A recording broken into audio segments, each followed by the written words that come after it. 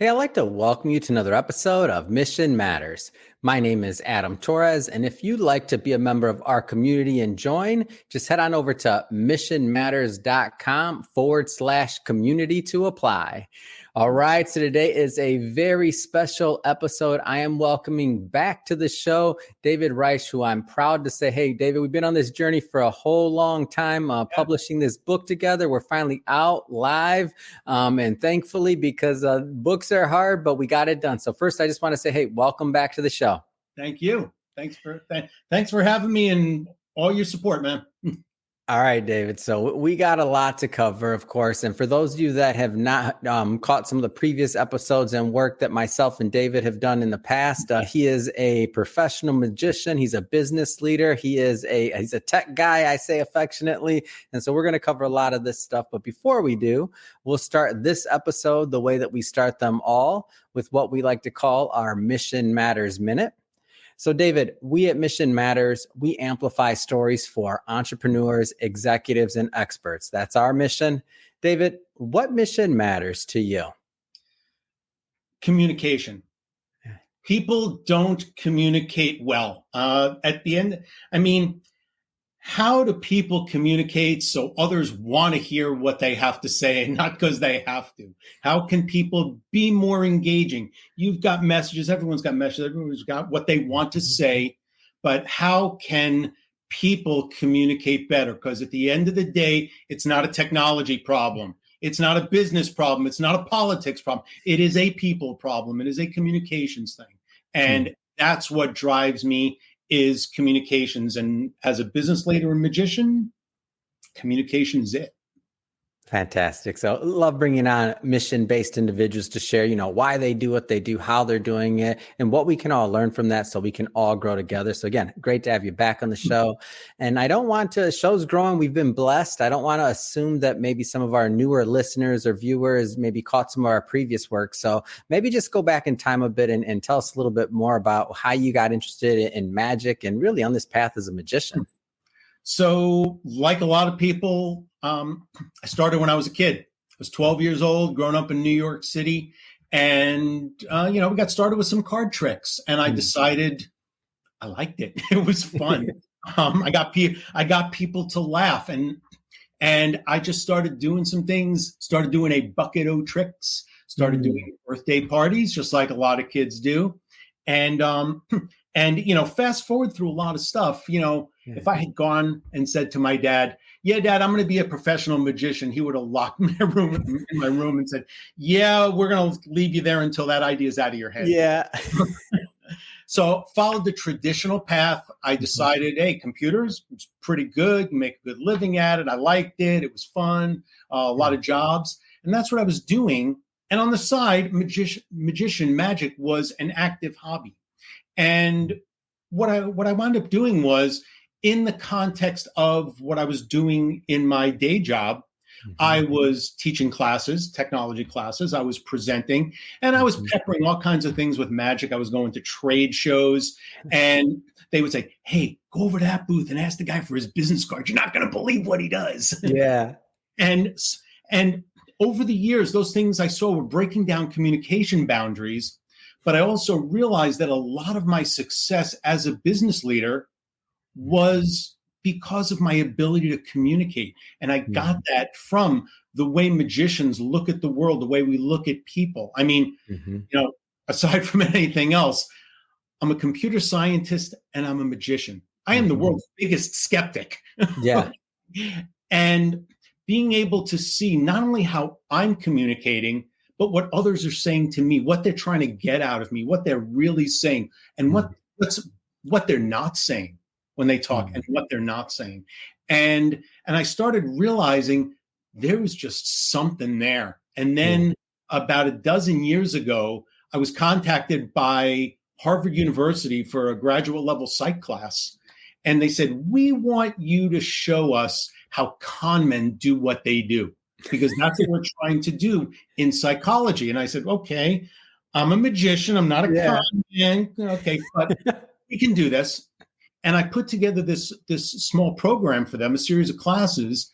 And I said, this is just it. People don't teach. I thought this stuff was intuitive. I No. thought, and I realized nobody teaches this stuff. Yeah, that's hilarious. Of course, And, it's not intuitive. It's intuitive yeah, to you, maybe, but for the rest of yes, us, like we need to know. yes, and some of the demonstrations that I do in the talks that I give, in the courses and the workshops that I deliver, I demonstrate all of these things that people say, how the heck was I missing that all the time? Yeah. And now people can be much more effective communicators, the communicator and communicate. And I developed this entire system around it that I call tactical communication.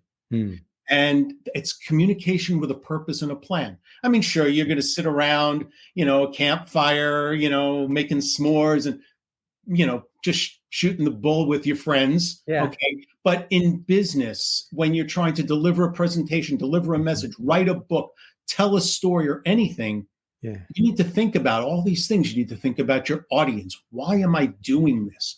One of the things that I decided not to do today was not to do any magic tricks, because there's a famous phrase that magicians. Come on, now all our audience, it's going to go from all the people watching to zero. Thank you. No. This is a show for magicians and magic tricks. Come on, David, don't.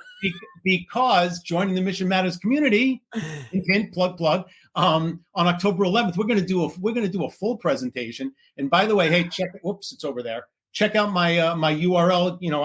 I can do this for any kind of organization. Yeah. But the idea behind this is that when in doubt, leave it out. Don't do something just because you need to do it. I need to do a magic trick. Okay. Yeah. But you know what? It's not going to work well here. It's going to work well on October 11th. It works well in all my sessions. Yeah. Okay. But the idea is, and again, this is part of tactical communication. Just because you need to say it doesn't mean they need to hear it. That's a big one. That's a big one. Just because you need to say it doesn't mean that, they need to hear it. Like when we talk about creating value, or when we talk about creating content or something else, I feel like that's often it's a big thought process. And when I'm talking to either our podcast hosts or anyone else, it's always, well, who's your audience? Like what value does that bring to them? Like, how does that enrich what they're trying to do? I feel like a lot of times we get caught up in the me, and we think that everybody knows what we're doing, but it's not the case, right? Like everybody's self-interested. Everybody has a project or a thing that they're working on that they care about. It doesn't mean that they don't care about what you have to say, by the way. It just means in order to get your message apart. And this is that whole tactical component that you're talking about, right? Exactly. So, part of this and some of this, through my business exploits, I'll call them. It's kind of what they are. I've coached a lot of people through a lot of presentations. I've been coaching TED Talk speakers. I did a TEDx talk myself a number of years ago. And when people are going through and showing me what they're doing, and I said, I get it, but take this and move it here. But no, they need to hear it. I said, no, they don't need to hear it. This is important to you. And it might be important to them, but that's not what they need right now. And if you take them through this, you're going to lose them. And that's part of the tactical component, communication with a purpose and a plan. Understand how you're going to unfold the story. And this is where some of the performer in me married the business side of me.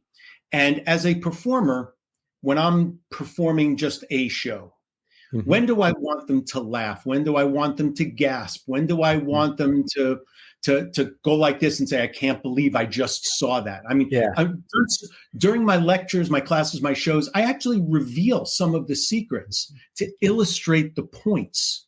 Okay, that's kind of the Penn and Teller part of me, right? To illustrate the points.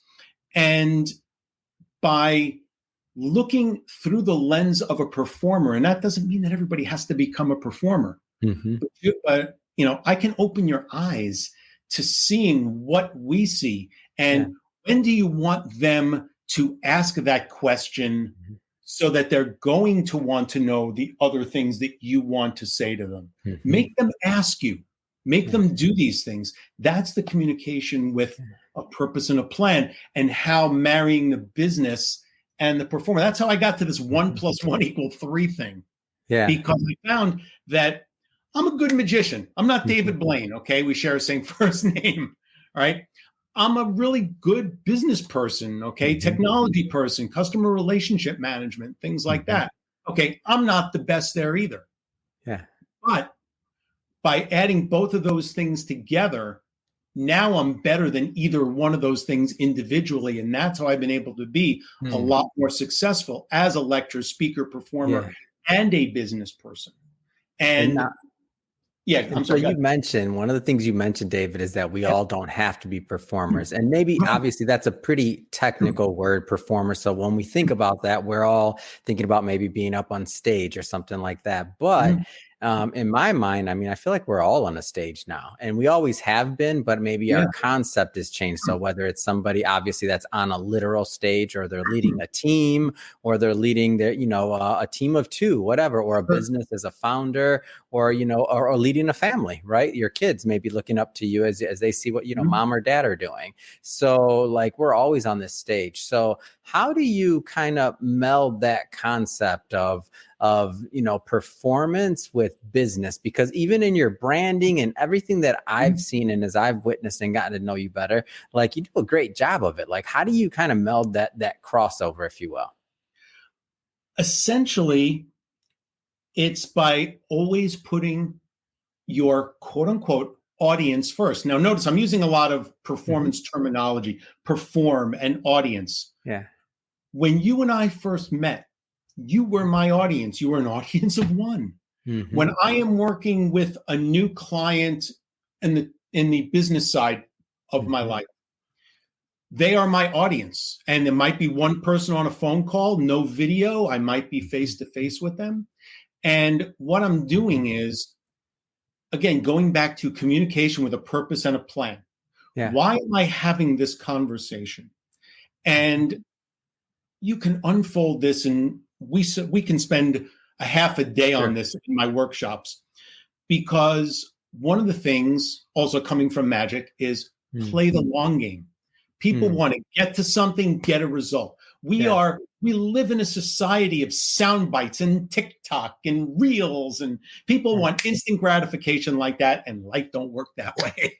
And people don't make decisions that way. So whether you're interviewing for a job, whether you are trying to sell something, trying to get a project going, get your team bought into some harebrained technology idea, whatever it is, you need to think about the end result and the steps you need to get there. And a lot of times it's some patience. I'll give you a perfect example. I was traveling with some people, and I'm going to give away the secret to this magic trick, as it were. Okay. We were doing these lectures around the world. We were doing a bunch of technology investigation research, and then we were going around, and it was myself and 2 other people, and we would hit like 5 or 7 cities around the world for a couple of weeks. And we were traveling together. We got to know each other pretty well. And we were doing this for a few years. And one of the things, on the second day, we played this game, Who Am I? And the Who Am I game was, we showed the 3 pictures of us, and then we showed 3 sets of facts about each of us, but they were all scrambled. I mean, now that you've known us for a day, you have to figure out who's who. And one of them said, has a tattoo, but will never say where it is. Right? Now, I knew who I was, and that's cool. Yeah. But he never told anybody where the tattoo was. Wow. Yeah. And we were in Mexico City. I remember like it was yesterday. We were in Mexico City, and our business hosts had us out to dinner. Okay. And the guy who had the tattoo, he had one of these margaritas that was like that big. Yeah. So he was getting a little tipsy, and somebody said, you have to tell us what your tattoo is. And he said, I never will. He says, I've never told anybody. Only my wife knows, and that's it. Wow. And I said, I'm going to do the mentalism mind reading thing. And tattoo is. And I started revealing pieces about the tattoo. Yeah. And they were saying, "Oh, he knows because he's been traveling." He goes, "No, he doesn't." Now this guy, he had the margarita. He was getting a little upset Yeah. because I started piecemeal revealing it, and I said, "Well, Mm. it could be, it could be on your arms, it could be on your. I said, "I'm getting a vision of a shoulder. I think it's one of your." I said, "And it could be like over here, like over here, Yeah. back." And I just went ahead and I milked this thing for like 10 minutes. Wow. He was losing his mind. He was getting angry. He was screaming. Oh my Okay. gosh. And I got it perfectly. To No this way. day, to this day, he still doesn't know exactly how I did it. Oh my Okay. God. And here's how I did it. Hmm. About 9 or 10 months before, we were traveling somewhere Yeah. and we were taking a cab to the hotel from the airport, Mm-hmm. and it was kind of warm, and he had 2 layers of t-shirts on. Right. He pulled one layer of t-shirt off, and the Oh. shirt came up a little bit, and I caught a glimpse of his tattoo. I waited 9 months. I had to Wow. find the right time to do it. And it's an illustration. I mean, look, my mind as a mind reader, magician, look, Yeah. that's just how it works. Wow. Okay. Mm-hmm. But that was something that I just kept to myself for a really long time. I was just playing the long game. I Yeah. never told another living soul, okay, or at least the Oh people my anyway, gosh. about how I did that. Everybody knows. And I can never repeat it. Of I can course. never Of repeat course. Yeah, of it. Okay. course. Can't do it again in a show. I mean, Yeah. okay. But the point is Mhm. that you're thinking in the long game. You always Mm. need to be thinking of the outcome and Yeah. hang on to that and have that patience. Don't push the position until Mm. it presents itself. Yeah. All right. And as another example, you're talking about, we were talking about the audience. Mhm. And one thing about an audience or a business relationship or anything, Mhm. the first thing about communications is rapport. You have to build rapport with somebody. And it's that comfort feeling, even if you've never known them. Mhm. Right. And in a couple of my workshops, I do several hours up to a half day just Mhm. on building rapport. Because if you Mm. think about it for a minute, I would meet you. Somebody says, "Hey, this guy Dave, he's a magician. He's going to show you Yeah. something cool." I say, "Hey, how you doing? My name's Dave. Adam, listen, you want to see something really cool? Hey, can I borrow a $20 bill?" Yeah. Of course you can't. You're Yeah. a magician. I have no trust in you. I have no faith in you or Yep. any. How do you build rapport when there's built-in distrust? Mm. Okay, or even when there's nothing there? And this is a set of techniques that you can use to break down those barriers and Mm. create business. And there's Yeah. another one that I did for a local Boston Mhm. company. I did a whole session for them called Success Mhm. Communication in Business and in Life. Yeah. Right, because it's how you meet people. It's how you meet someone you might want to ask out on a date. Mhm. Meet somebody you want to do business with, or you just see somebody who might be a good friend. Yeah. Would you say that this concept of tactical communication, so we went over, obviously it's good for life and in Yeah. business, is it something that anybody can learn, or do we kind of like, how does that piece of it work? Because obviously you're a professional with this stuff, Yeah. right? But is it something that like anybody can learn?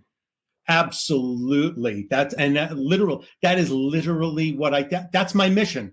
Yeah. Mission matters. That is my mission, is teaching people through, if I can do a keynote for a company, there's some stuff I can do in an hour that makes people aware of things. Just some of that awareness will make some of those changes. Or I'll do workshops for companies. I just finished a 3-day workshop Yeah. for IBM. I'm doing a few more of those. Mhm. Tactical communication for technical leaders, and it's all about the rapport, or how to handle and respond Mhm. to uncomfortable conversations, uncomfortable situations, and how you, and through role plays, you just get put on the spot. And the thing that jazzes me the most is this particular one.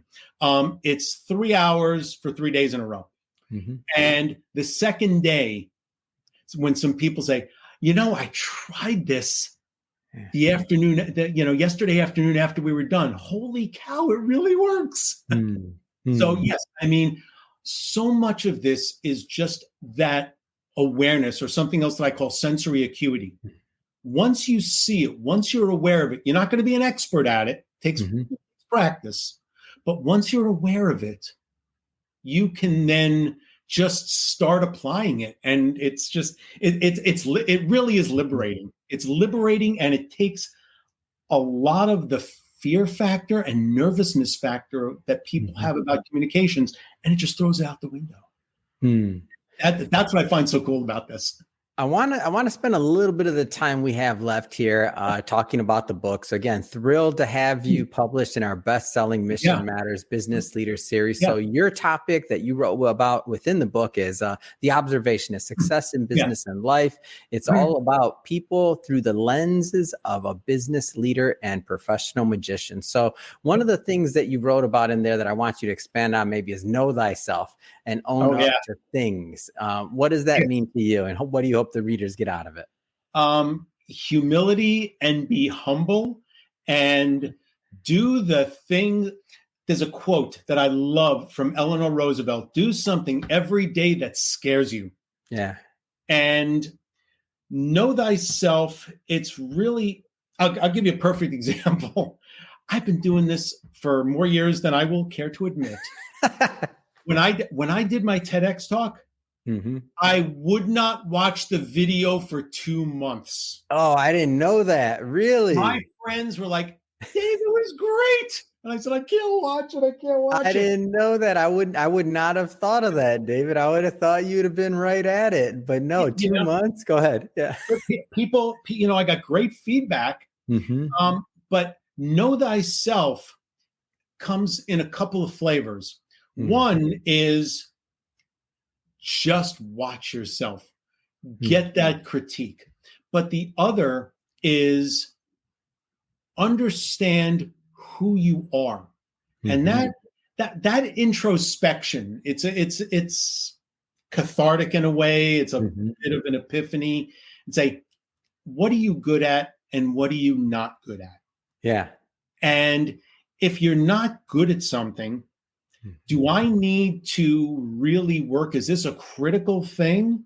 Or maybe I don't have to be perfect at it. I don't have to be that 90% and above. Yeah. Maybe 60% is okay because I've got this over here and this is more important. And that goes back to the whole idea of communication with a purpose and a plan. What are you trying to do? Look, a wonderful example is when I do magic performances, when I just go and do a performance, there are styles of magic that I adore and I stink at, right? I mean, I realized about myself, I started doing card tricks real early, and I do card tricks and I do some. But there are people who take a deck of cards, and here I always carry a deck of cards, and they're like, with the cards, right? And that's called cardistry. Oh, I'm horrible at that. Yeah, cardistry is interesting. I go to the Magic Castle at least a couple times a year, and I see people do some things with cards where I'm like, what is that? I don't even know. They're with the multiple flips, things like that. And there's a lot of magic tricks that rely on things like that. And I just said, I'm not going to do those. Now, when I do a, certain mind rating effects and some other types of things that are in my wheelhouse, I will use cards as props, but I don't do a lot of those fancy card things. There's nothing wrong with it. It's just not me. And I said, know thyself. I love watching it. I'd love for people to look at me and say, oh my God, look how great he's doing. Yeah. But that's not me. And that's okay. Because I said, for me, I like the cerebral stuff, the stuff where no, he didn't just do that. How did he know I was thinking that? How did he make that thing float? All right. How did that come from over here? Mm-hmm. And that's really where that's my thing. So Yeah. in the Know Thyself, I said, while I can still love it, I don't have Mm-hmm. to do everything, Mm-hmm. because I can be much better at these things and do Yeah. some of this stuff. And so with a combination of these things about, sitting back and some introspection, and some of it's hard decisions. Mm-hmm. I mean, gee, am I inferior as a magician because I don't do cards and all my friends do amazing Mm-hmm. cards? No, it's just different, and getting Yeah. comfortable with that and what you're good at and what you're not good at, and then focus on those things that you are good at, and then use the feedback mechanism. Watch yourself, watch the recordings. I'm going to watch this as soon as I can. Yeah. I've gotten, I was going to say you're not waiting 2 months for this one, right? no, gotten over that hurdle. Come on. That's good. Now we do this thing in Boston. It's like an improv for magicians. It's called the Boston Magic Lab. And we have feedback sessions. The shows are Thursday nights. We have feedback sessions for each other on Sundays, but we get our video on Friday afternoon. And I'm always watching the video now as soon as it comes out. Yeah. To do that. But so it's constantly, it's always being a lifelong learner and that growth mindset. And here's the other thing, and this goes back to business. There's a guy named Tom Peters, wrote one of the quintessential business books in the 80s called In Search of Excellence. Mm-hmm. He wrote another book called In Pursuit of Wow in the 90s. And I got to go see him at a seminar. And one of the things he said, and it stuck with me, goes, pick a direction and run like crazy at it. Yeah. Keep your eyes open and course correct as you need, but never stop moving forward. Pick that direction and run like crazy at it. And to me, that's being a lifelong learner, always growing, always learning. And that's what that's my mission. I started in the tech space, like just pure geekishness. And now it's all about people. How can I help people do more, be more? And yes, I've got that tech background. I've got chops, and I can bring that to the table with everything as well in the big business. And that helped me build that. But I'm constantly moving forward, and this is the direction that I'm running at. So it's awesome. Well, David, I just have to say it has been, great having you back on the show, and great really reconnecting. And you're a valued member, of course, in our Mission Matters community. Appreciate all the engagement, all you bring to everything that you do.